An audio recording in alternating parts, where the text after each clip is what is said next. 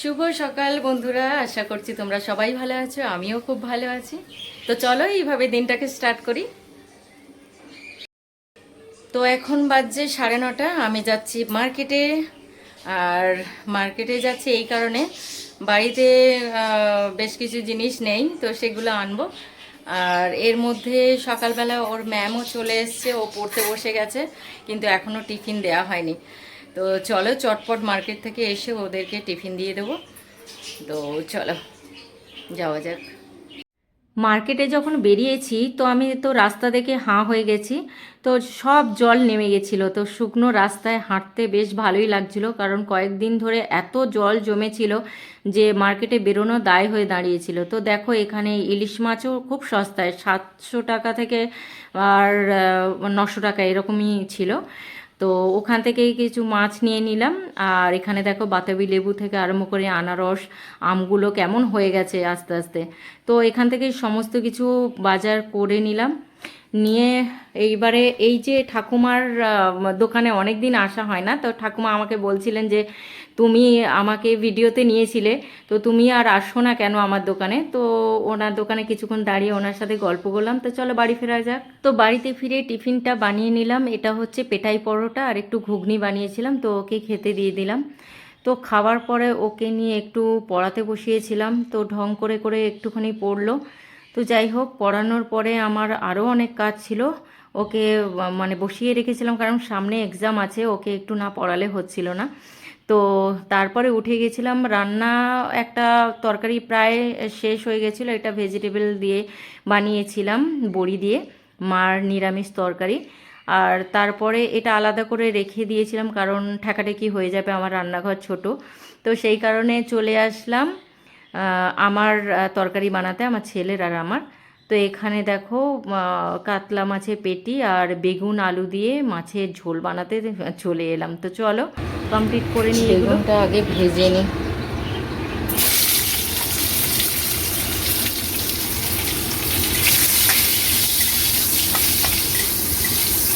বেগুন আলু দিয়ে মাছের ঝোলে একটু সামান্য সর্ষে বাটা দিলে খুব সুন্দর টেস্ট হয়।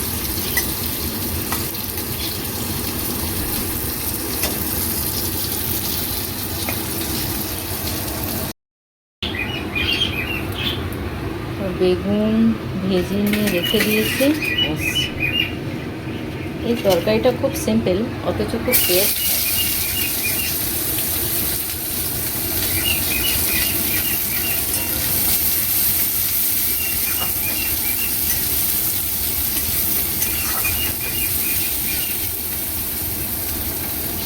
তো খাওয়া দাওয়া কমপ্লিট করে একটু ব্যালকনিতে পাখিদের সাথে সময় কাটাতে এসেছিলাম। তো তারপরে আবার বাচ্চাকে ঘুম পাড়াতে চলে গেলাম দুপুরবেলা, না হলে পড়বে না। তো চলো। তো এখন বাজছে রাত 8টা। তো এখন একটু চিলি চিকেন বানাবো আর রুটি। ম্যারিনেট করতে দিয়েছি চিকেনটা। আর এইদিকে ক্যাপসিকাম, পেঁয়াজ সব কেটে নিয়েছি। আর এইখানে আছে soya sauce, red chilli sauce, green chilli sauce, আর টমেটো, লঙ্কা, আর হচ্ছে কর্নফ্লাওয়ার। তো চটপট করে নিই, আর একজনে খিদে পেয়ে গেছে।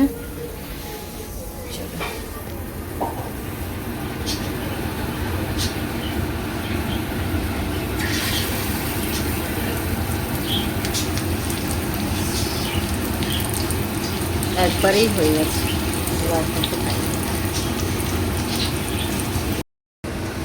দেখো কতটা কালারফুল হয়েছে।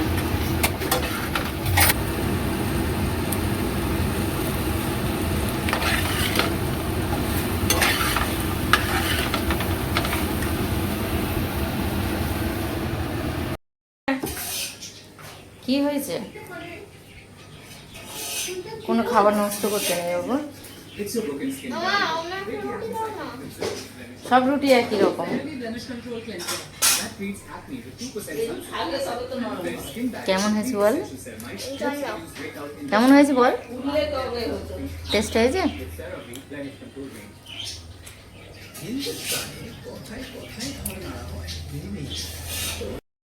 ওকে তো খেতে দিয়ে দিয়েছি।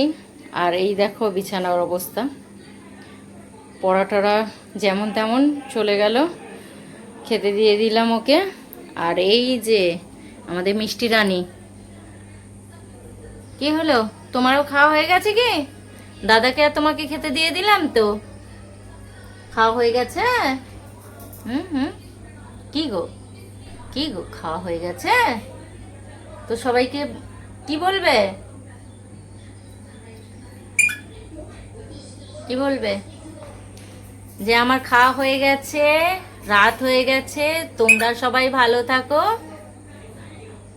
গুড নাইট বলে দাও, গুড নাইট, গুড নাইট সবাইকে, গুড নাইট।